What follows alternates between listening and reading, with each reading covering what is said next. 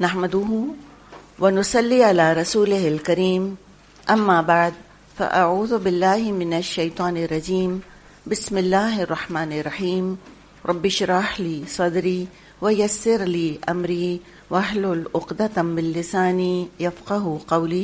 سورۃ آل عمران آیت نمبر 85۔ فرمایا وَمَن يَبْتَغِ غَيْرَ الْإِسْلَامِ دِينًا فَلَن يُقْبَلَ مِنْهُ وَهُوَ فِي الْآخِرَةِ مِنَ الْخَاسِرِينَ۔ اسلام کے سوا جو شخص کوئی اور طریقہ اختیار کرنا چاہے اس کا وہ طریقہ ہرگز قبول نہ کیا جائے گا اور آخرت میں وہ ناکام اور نامراد رہے گا۔ تو یہ بات اللہ تعالیٰ نے کلیئر بیان کر دی، اور اللہ کو حق ہے کہ اللہ تعالیٰ اپنی مرضی بیان کرے اور اللہ اپنی چاہت ہم تک پہنچا دے، اور اللہ ہمیں ہر طرح کے نقصان سے بچنے کے طریقے سکھا دے۔ جو خسارے سے بچنا چاہتا ہے وہ اسلام قبول کر لے، اور کرنا ہوگا، کوئی چوائس ہے نہیں۔ تو آپ صلی اللہ علیہ وسلم کے تشریف لانے سے پہلے کوئی شخص کتنا بھی توحید پرست کیوں نہ تھا، سارے انبیاء پر ایمان رکھتا تھا، ان کی شریعت پر ایمان رکھتا تھا، کبھی شرک نہیں کیا، توحید ہی پر قائم رہا، اور کتنا بھی اس نے عمل کیوں نہ کر لیا، لیکن نبی اکرم صلی اللہ علیہ وسلم کے تشریف لانے کے بعد اور اس نے ان کے بارے میں سن لیا، اس کو پتہ چل گیا، اور پھر اگر وہ آپ پر ایمان نہیں لائے گا تو اس کی دینداری اللہ کے ہاں قبول نہیں ہوگی۔ وَهُوَ فِي الْآخِرَةِ مِنَ الْخَاسِرِينَ، اور وہ آخرت میں نقصان اٹھانے والوں میں ہوگا۔ تین طرح کا خسارہ اس کو ہوگا۔ ایک تو جو عمل کیے ہیں کوئی فائدہ نہیں دیں گے، یعنی کہ ایک طرح سے جان جو لگائی اس نے، جان کا خسارہ ہے اس کا، جو عمل کیے، جو محنت کی، مشقت کی، کچھ قبول نہیں ہوگی، کتنا بڑا نقصان ہے۔ نمبر 2 مال کا نقصان، مال کا خسارہ ہے۔ جو مال خرچ کرے گا، چاہے بہترین کام میں ہی کیوں نہ خرچ کرے، چاہے ساری دنیا سے غربت دور کر دے، چاہے ساری دنیا کے بیماروں کی شفا کا انتظام کر دے، کتنا بھی خرچ کیوں نہ کر دے، سارا مال ڈونیٹ کر دے اپنا، خسارہ ہی خسارہ ہے، اللہ کے یہاں قبول ہی نہ ہوگا، اجر نہیں ملے گا۔ اور نمبر 3 گھر والوں کا بھی خسارہ ہوگا۔ اگر اس کی اولاد آگے مسلمان ہو گئی اور وہ مسلمان اولاد اس کے لیے دعا کرے گی تو قبول ہی نہیں ہوگی، اولاد صدقہ جاریہ بنے گی ہی نہیں، تو لہٰذا وہ بہت نقصان میں ہوگا۔ اللہ تعالی ہم سب کو اسلام پر جمنے والا اور عمل کرنے والا اور اس کی تبلیغ کرنے والا بنائے۔ آگے فرمایا آیت نمبر 86 کیف یہد اللہ قوما کفروا بعد ایمانہم وشہدوا ان الرسول حق وجاءہم البینات واللہ لا یہد القوم الظالمین۔ کیسے ہو سکتا ہے اللہ ان لوگوں کو ہدایت بخشے جنہوں نے نعمت ایمان پا لینے کے بعد پھر کفر اختیار کیا، حالانکہ وہ خود اس بات پر گواہی دے چکے ہیں کہ رسول حق پر ہیں اور ان کے پاس روشن نشانیاں بھی آ چکی ہیں۔ اللہ ظالموں کو ہدایت نہیں دیا کرتا۔ اچھا، یہاں جو لفظ دیکھیے نوٹ کرنے کا ہے، کفروا بعد ایمانہم، جنہوں نے کفر کیا اپنے ایمان کے بعد۔ اگر آپ کو یاد ہو سورۃ آل عمران کا جو انٹروڈکشن تھا اس میں نفاق کا ذکر کیا تھا نا ہم نے، ایک پوائنٹ تھا کہ یہاں منافقوں کا بھی ذکر ہے، تو یہ سب سے بڑے کفر کا یہاں پر ذکر کیا جا رہا ہے، ایمان لا کر پیچھے ہٹنا، اسلام میں داخل ہو کر دلی طور پہ یا قانونی طور پہ مرتد ہو جانا۔ مرتد سمجھتے؟ ارتداد کا مطلب ہوتا ہے پیچھے ہٹنا، رد کا مطلب ہوتا ہے نا لوٹا دینا، پھر لوٹ کے کفر کی طرف چلے جانا۔ رسول کو پہچان لینا اور نہ ماننا، یہ بھی کفر ہے۔ رسول کو پہچانا اور نہیں مانا ان کو، جیسے کہ علماء یہود کا اور علماء نصارہ کا معاملہ تھا، اور ثبوت دیکھنے کے بعد نہ ماننا۔ تو یہ بات کہاں کی جا رہی ہے؟ غیر مسلموں میں سے یہود اور نصارہ کے علماء کی اور مسلمانوں میں سے منافقوں کی. تو سبق ہمیں کیا ملا یہاں پر کہ مرتد شخص زیادہ بڑا مجرم ہے کافر کے مقابلے میں. مرتد زیادہ بڑا مجرم ہے کافر کے مقابلے میں. جو آتا ہے اور پھر چھوڑ کے چلا جاتا ہے, اکیلا نہیں جاتا, وہ 10 کو ہلا دیتا ہے, 10 کے دل میں شکوک ڈال دیتا ہے. نمبر 1. نمبر 2, اگر ہم علماء اور عوام کی بات کریں, ان کے مقابلے, ان کے تقابل کی ہم بات کریں, تو یہ حقیقت ہے کہ عالم کا پھسلنا زیادہ عظیم ہے جاہل کے پھسلنے کے مقابلے میں. ایک جاہل ہے, جاہل سے مراد ہے کہ انجان ہے, اس کو معلوم نہیں ہے, وہ جھوٹ بول رہا ہے, وہ غیبت کر رہا ہے, وہ بھی گناہ تو ہے, لیکن ایک قرآن کا پڑھنے پڑھانے والا جھوٹ بولے اور غیبت کرے, یا لوگوں کو دھوکہ دے, یا فرائض کا اہتمام نہ کرے, یہ بہت عظیم ہے اللہ کی نظر میں. جیسے کہ عربی کی کہاوت ہے کہ ذلت العالم ذلت العالم, ایک عالم کے ہلنے سے ایک دنیا ہل جاتی ہے ساری. تو آپ کے خیال میں یہ عالم کہاں پر ہیں جی؟ کن علماء کی بات کی جا رہی ہے جی؟ پرانے زمانے کے علماء کی. اس کمرے میں کون بیٹھا ہے؟ آپ کہیں نہیں, میں تو بالکل ایک بہت ہی ماڈسٹ قسم کی خاتون ہوں, میرا علم سے کیا تعلق. تو یہ آپ کے ہاتھوں میں کیا ہے؟ قلم. آپ کے سامنے کیا کھلا ہے؟ قرآن.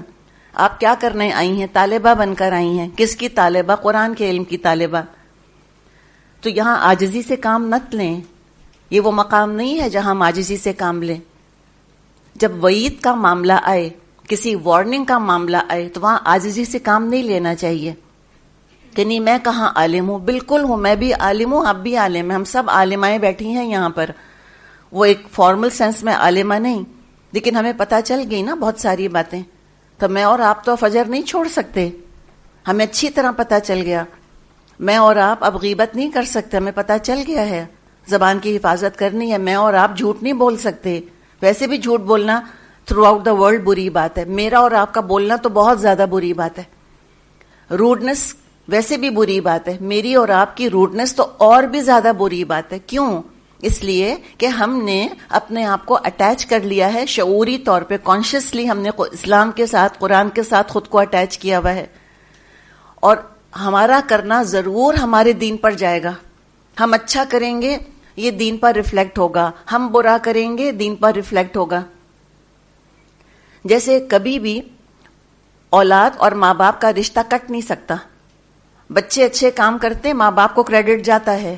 بچے برے کام کرتے ہیں, ماں باپ کو ڈس کریڈٹ جاتا ہے.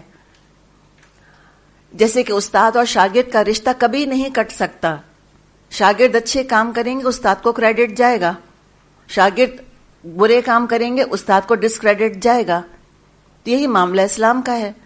تو آپ سوچیں نا کتنی بڑی ذمہ داری ہے جو اللہ تعالیٰ نے ہمارے کندھوں پہ رکھ دی ہے, اور جن کے درجے ہیں سوا, ان کی سوا مشکل ہے. حقیقت ہے. اعلیٰ درجے چاہیے تو محنت بھی تو زیادہ کرنی ہوگی, اور اللہ تعالیٰ بہت نقطہ نواز ہے. اللہ دیکھ رہا ہے, اللہ درجہ بھی بہت دے گا انشاءاللہ قیامت کے دن. سب کے سامنے اللہ عزت بھی کروائے گا انشاءاللہ. لہذا علم کی اہمیت اور علم کی ذمہ داری کو سنبھالنا بہت ضروری ہے. آپ دیکھیں کہ جیسے ہم ایک نارمل حالات میں, ریلیکسڈ حالت میں ہیں, تو ہم بالکل جب ریلیکس کر رہے ہوتے ہیں گھر میں, تو ہمارے خاص طرح کا لباس ہوتا ہے, ہلکا پھلکا, رائٹ, سب سے کمفرٹیبل, سب سے ہلکا, پرانا سا, معمولی سا ہم نے لباس پہنا ہوا ہوتا ہے, اس لیے کہ ہم ریلیکس کر رہے ہیں. ہمیں کہیں کسی فنکشن میں جانا ہے تو ہم فارمل لباس پہنتے ہیں. کوئی آپ نے شرارہ پہنا, کوئی گھاگرا پہنا, یا کوئی پشواس پہنی, اس پہ کام بنا ہوا ہے, اس کے ساتھ اس کے حساب سے زیور پہنا, تو الگ طریقہ ہوتا ہے. تو جس انداز میں ہم اپنا گھر کا لباس پہن کے بہیو کر رہے ہوتے ہیں, ہم غرارہ پہن کے کیسے بہیو کرتے ہیں؟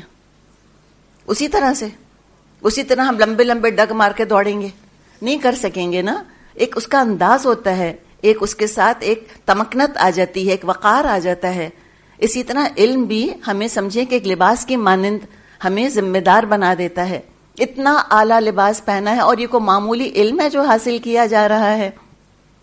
سچی بات ہے، معمولی تو کوئی علم نہیں ہے دنیا کا، ہر علم اپنی جگہ بہت غیر معمولی ہے، لیکن اس کے اندر بھی قرآن تو عروج پر ہے۔ خیرکم من تعلم القرآن وعلمہ، بہترین تم میں سے وہ ہیں جو قرآن پہ سیکھتے اور سکھاتے، پڑھتے اور پڑھاتے ہیں۔ تو اس کی تو پھر ذمہ داری کو محسوس کرنا چاہیے، اپنے قول سے، عمل سے، اپنے معاملات سے، اپنے تمام اخلاقیات سے ہم گواہی دیں کہ الحمدللہ ہم جانتے ہیں کہ رسول حق ہیں اور ہمارے پاس بھی روشن نشانیاں اللہ کی آ گئی ہیں۔ اور جنہوں نے یہ کام نہ کیا، علم حاصل کرنے کے بعد اگر پھسل گئے اور پھسلتے چلے گئے، دیکھیں عالم کا مطلب یہ نہیں کہ غلطی کبھی ہوگی نہیں، مراد ہے پہچان لیں اپنی غلطی کو، اصلاح کر لیں اپنی، اس غلطی کو ایگو ایشو مت بنا لیں۔ تو اگر یہ معاملہ رکھا تو الحمدللہ بہت اچھی بات ہے کہ ہم اپنے آپ کو سنبھالیں، نہیں کیا تو اسی کیٹیگری میں آئیں گے جس کا اللہ نے یہاں ذکر کیا کہ واللہ لا یہدی القوم الظالمین، اللہ تعالیٰ ظالم قوم کو ہدایت نہیں دیتا۔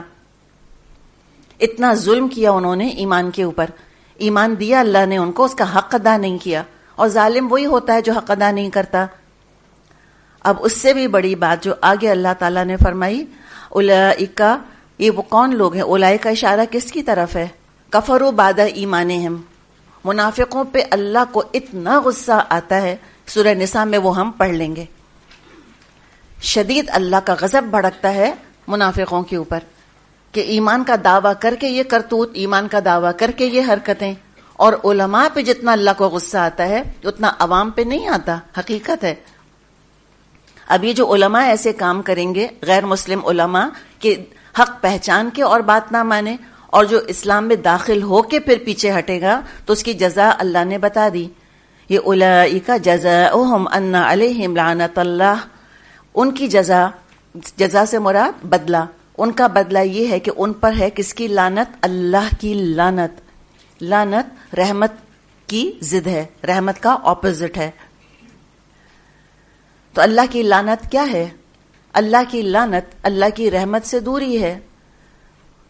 اللہ تعالیٰ دنیا میں رحم نہیں کرے گا، اللہ ہدایت نہیں دے گا، اور اللہ کا رحم نہ کرنے کا طریقہ بھی بڑا ہی غیر معمولی ہے۔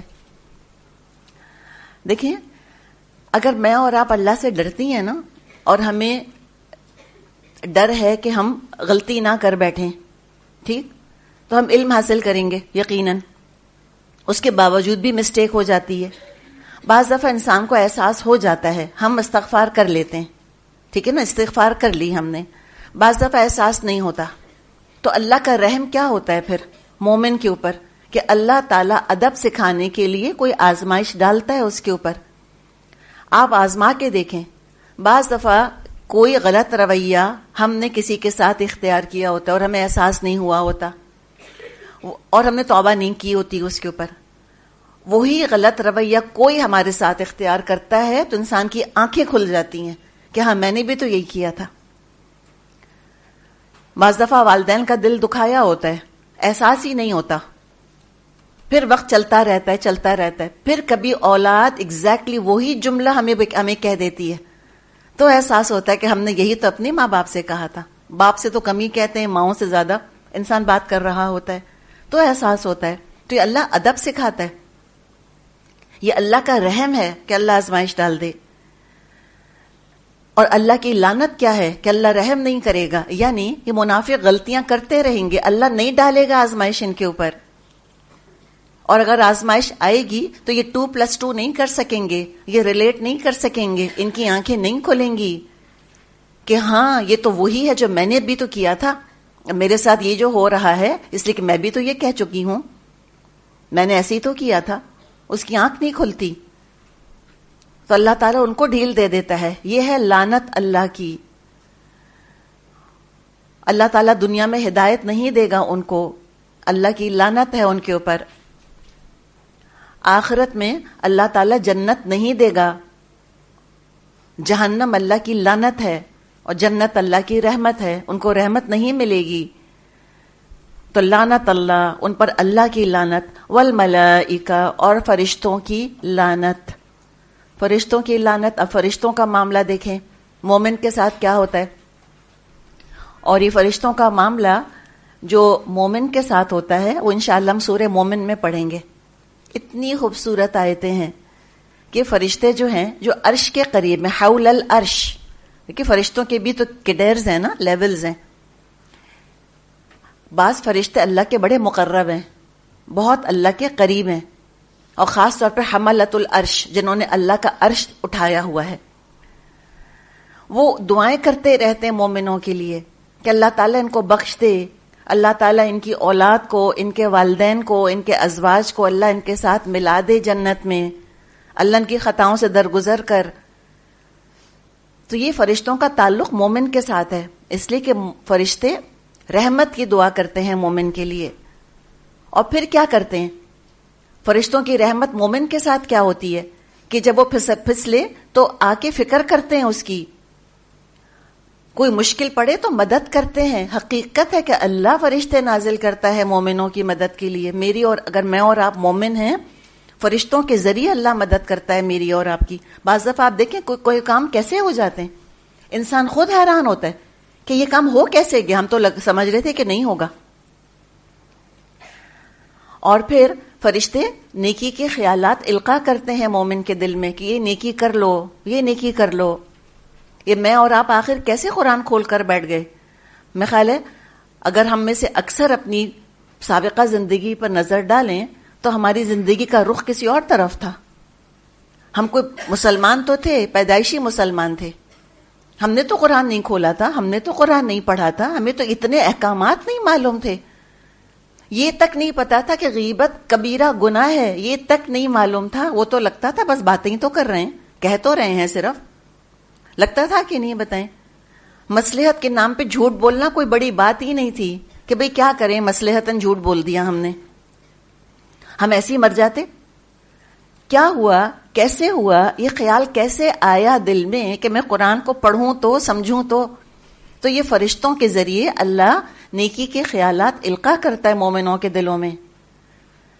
تو یہ ہے دراصل فرشتوں کا معاملہ، رحمت کا معاملہ مومن کے ساتھ. اور منافق اور کافر کے ساتھ تو پھر فرشتوں کا معاملہ کیا ہے؟ لعنت کا معاملہ ہے. وہ لعنت کرتے ہیں منافق اور کافر کے اوپر، یعنی کوئی دعائے رحمت نہیں کرتے اس کے لیے، کوئی اس کے لیے استغفار نہیں کرتے کہ اللہ اس کو جنت دے دے، اس کو بخش دے، نہیں. نہ ہدایت کی دعا کرتے ہیں اس کے لیے، نہ اس کی مدد کرتے ہیں دنیا میں، نہ اس کے دل میں کوئی نیکی کا خیال ڈالتے ہیں. اور قیامت کے دن بھی تو ڈانٹ اور پھٹکاری ہوگی نا، اور فرشتوں کی لعنت اور کیا ہے کفار اور منافقوں کے ساتھ. جب موت کا وقت آئے گا تو یہ ڈانٹ ڈانٹ کر اس کی جان نکالیں گے. اخرجوا انفسکم والنازعات غرقا، یاد ہے آپ کو 30ویں پارے میں ہم نے پڑھا تھا. سختی کے ساتھ ڈوب کر جان نکالتے ہیں اور ڈانٹتے ہیں. اور ہم سورہ انفال میں پڑھیں گے کہ مارتے آ کر ان کو فرشتے، ان کی پیٹھوں پہ مارتے ہیں، ان کے چہروں پہ مارتے ہیں، اور پھر وہ ان کو قبر میں عذاب دیں گے ان کو. یہ ہے فرشتوں کی لعنت. اور مومن کے ساتھ معاملہ کیا ہوگا؟ اللہ کرے میں اور آپ مومن ہوں، موت کا وقت آئے گا کہ بہت ناشتاتی نشتا، بہت آسانی سے جان نکالیں گے، ساتھ رہیں گے، قبر میں بھی ساتھ آئیں گے، نرمی سے معاملہ کریں گے، وحشت دور کریں گے.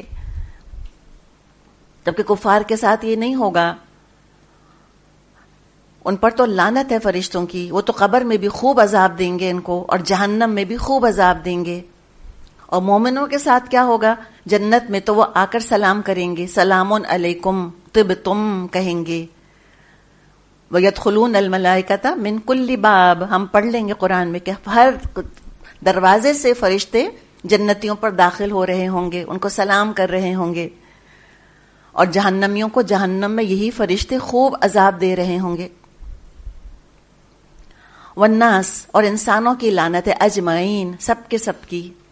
یہ انسانوں کی لعنت، یہ تو جہنم کا حال تو اللہ تعالیٰ نے بیان کیا ہے ابھی سورہ اعراف. انشاءاللہ ہم وہاں پہنچیں گے، ہم پڑھ لیں گے. جہنمی ایک دوسرے پہ وہ لعنت ملامت کریں گے، تم نے بھٹکا دیا، وہ کہے گا تم نے ورغلا دیا، کہے گا کہ تمہاری وجہ سے ہم جہنم میں پڑ گئے. پھر وہ اللہ سے کہیں گے کہ اللہ تعالیٰ اس کو دگنا عذاب دے، انہوں نے بہکایا تھا ہم کو. خوب برا بھلا کہیں گے ایک دوسرے کے لیے. سزائیں مانگیں گے ایک دوسرے کے لیے، برا بھلا کہیں گے ایک دوسرے کو. تو والناس اجمعین، تمام انسانوں کی لعنت ہے ان کے اوپر. اتنی خوفناک آیت ہے، اتنی خوفناک آیت ہے کہ انسان کا دل ہل جاتا ہے اندر باہر سے. نہ صرف یہ بلکہ کیا، چلو بھئی تھوڑی دیر کی لعنت ہو تو چلو انتظار کر لے انسان کہ there is light at the end of the tunnel, چلو کوئی بات نہیں، اندھیرے کے بعد روشنی بھی ہے، لعنت کے بعد رحمت بھی ہے. نہیں، یہ تو بس در فیٹ از سیلڈ، خالدین فیہا، ہمیشہ رہیں گے اسی حالت میں. یہ خلد کی لعنت ہے، ہمیشگی کی لعنت ہے.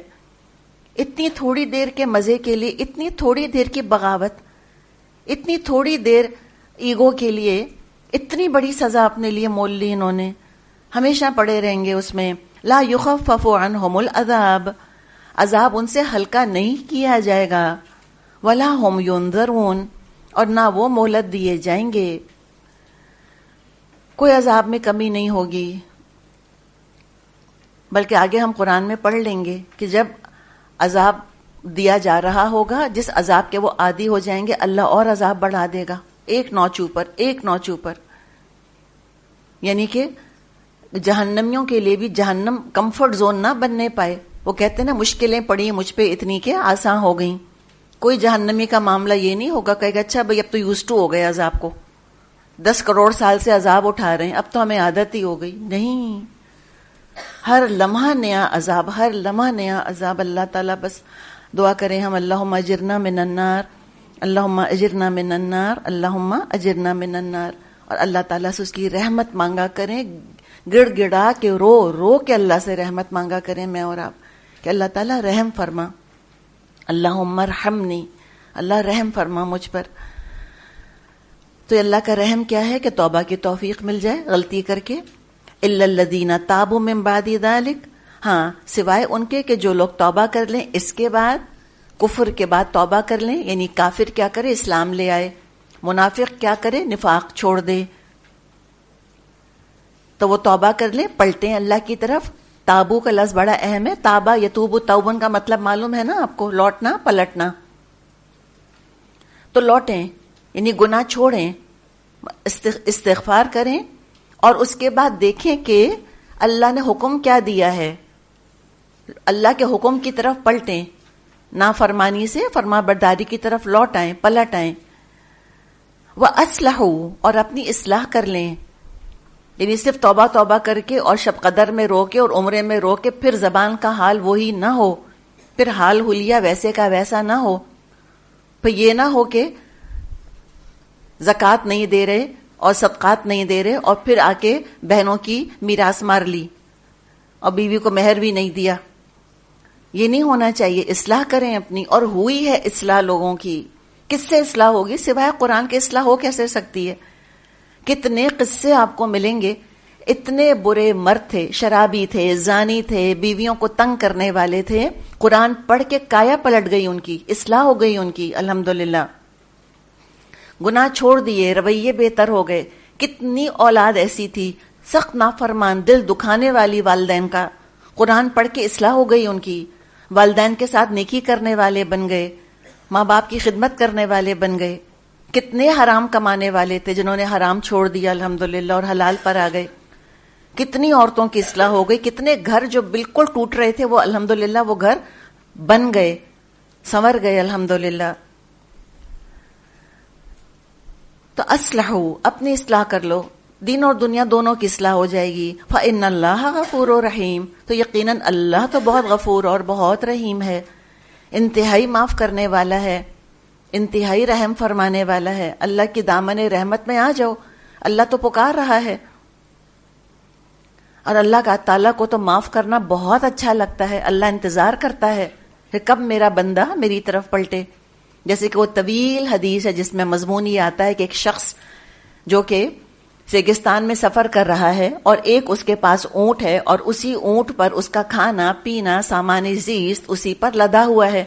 تھوڑی دیر کے لیے وہ شخص ذرا سی دیر کے لیے سویا، آنکھ کھلی دیکھا تو اونٹ غائب. یعنی کہ موت ہے نا ریگستان کے اندر، تو مرنے کے لیے تیار ہو گیا وہ. پھر اسی حال میں بیٹھا رہا تو تھوڑی دیر کے بعد دیکھتا کہ اونٹ آ گیا واپس. تو کتنا خوش ہوگا، کتنا خوش ہوگا کہ نئی زندگی مل گئی اس کو. اس سے زیادہ اللہ خوش ہوتا ہے جب بندہ توبہ کرتا ہے. تو اللہ انتظار کر رہا ہے کہ کب میرا بندہ لوٹے, کب میرا بندہ پلٹے, اور کب میں اس کو معاف کروں اور پھر میں اس پر رحم کروں. تو مغفرت کیا ہے؟ یہ پچھلی زندگی جو گناہوں میں گزر گئی اللہ نے معاف کر دیا. رحم کیا ہے؟ اگلی زندگی, کہ آگے زندگی میں انشاءاللہ تعالی نیک عمل کرنے کی توفیق مل جائے گی. آگے فرمایا ان الذین کفروا بعد ایمانہم, لیکن جن لوگوں نے ایمان لانے کے بعد کفر اختیار کیا. دیکھیں یہی بات ہے, ایمان لانے کے بعد کفر کیا. ثم ازدادوا کفرا, پھر اپنے کفر میں وہ بڑھتے چلے گئے. لن تقبل توبتہم واولئک ھم الضالون, ان کی توبہ بھی قبول نہ ہوگی, ایسے لوگ تو پکے گمراہ ہیں. تو یہاں پر دیکھیں پھر ایمان کے بعد کفر کا ذکر ہے. تو اگر کسی نے توبہ کر لی ہے کفر کے بعد تو ٹھیک ہے, کوئی حرج نہیں. یعنی جیسے کہ ہمیں بعض روایات میں ملتا ہے کہ ایک شخص تھا انصار میں سے, اسلام لانے کے بعد مرتد ہو گیا اور مشرکوں سے جا ملا, مکہ چلا گیا, مشرکوں سے مل گیا. اس کے بعد بہت شرمندہ ہوا, بہت پچھتایا, اور اپنے قبیلے والوں سے پوچھوایا کہ تم رسول اللہ صلی اللہ علیہ وسلم سے پوچھو کیا میری توبہ قبول ہو سکتی ہے. تو آپ نے فرمایا ہاں ہو سکتی ہے, جو توبہ کر لے, اصلاح کر لے, توبہ قبول ہو جائے گی. پھر آ کے دوبارہ مسلمان ہو گیا. لیکن جو اسی حال میں رہے اور اسی حال میں انہوں نے زندگی ساری گزار دی, تو اللہ تعالیٰ ان کی توبہ قبول نہیں فرمائے گا. یعنی آپ صلی اللہ علیہ وسلم کے تشریف لانے سے پہلے اہل کتاب آپ کو مانتے تھے کہ ہاں آپ آنے والے ہیں, جب آئے انکار کر دیا اور دشمنی شروع کر دی. یا یہ کہ جو لوگ مرتد ہو گئے, تو ان کی توبہ قبول نہیں ہوگی. کب توبہ قبول نہیں ہوگی؟ جب موت کا آغاز ہو جائے. دیکھیں ہر انسان کی زندگی میں نا دو دروازے کھلے ہوئے ہیں, ایک توبہ کا اور ایک موت کا. جب تک موت کا دروازہ بند ہے توبہ کا دروازہ کھلا ہے. جیسے حدیث میں آتا ہے ان اللہ یقبل توبۃ العبد ما لم یغرغر, اللہ بندے کی توبہ قبول کرتا ہے جب تک کہ جان گلے میں نہ آ جائے. کہتے نا موت کا غرغرہ, جب تک موت کا غرغرہ نہ آ جائے جب تک اللہ توبہ قبول کرتا ہے. تو موت کا دروازہ بند ہے, توبہ کا دروازہ کھلا ہے. مرنے سے 1 منٹ پہلے بھی کوئی توبہ کر لے گا اللہ 100 سال کے گناہ بخش دے گا اس کے. لیکن جب موت کا دروازہ کھل گیا تو توبہ کا دروازہ بند. جب وہ سارا یعنی کہ فرشتے بھی نظر آ جائیں اور غیب کے پردے بھی اٹھنا شروع ہو جائیں, تو اس کے بعد کوئی کہے کہ توبہ کروں گا تو اس کی توبہ قبول نہیں ہوگی. تو دیکھیں توبہ تو سب کریں گے, جتنے انسان آئے ہیں نا دنیا میں انبیاء سمیت, توبہ تو سب نے کی ہے اور سب کریں گے, each and every one. Hitler بھی کرے گا, فرعون بھی کرے گا, اور آدم علیہ السلام نے بھی کی ہے, اور سلیمان علیہ السلام نے بھی کی ہے, اور صحابہ نے بھی کی ہے. فرق کیا ہے؟ کچھ دنیا میں کریں گے جن کی اللہ قبول کرے گا موت سے پہلے, اور کچھ آخرت میں کریں گے. قیامت کے دن جب اللہ کے آگے کھڑے ہو جائیں گے پھر بڑی توبت اللہ کریں گے, پھر بہت روئیں گے دھوئیں گے کہ اللہ ہم نے تو دیکھ لیا, ابصرنا, اللہ ہم نے تو دیکھ لیا, اللہ ہمیں نکال اس سے اور ہم ایک موقع دے دے, اللہ تو دوبارہ کبھی ہم ایسے کام نہیں کریں گے. اس وقت کوئی سنے گا ان کی بات؟ جہنم میں پڑھ کے توبہ توبہ کرتے رہے, خوب استغفار کی تسبیحات پڑھتے رہے, کون سنے گا وہاں پر؟ وہ قبول نہیں ہوگی. تو جب تک جان میں جان ہے اللہ نے یہ ہم کو آفر دی ہوئی ہے, جیسے جان نکلنے لگ جائے گی یہ آفر بھی ایکسپائر ہو جائے گی اس کے ساتھ ہی. تو کثرت سے استغفار کرنی چاہیے, کثرت سے, اور اپنے گناہ کو سوچ کے استغفار کریں.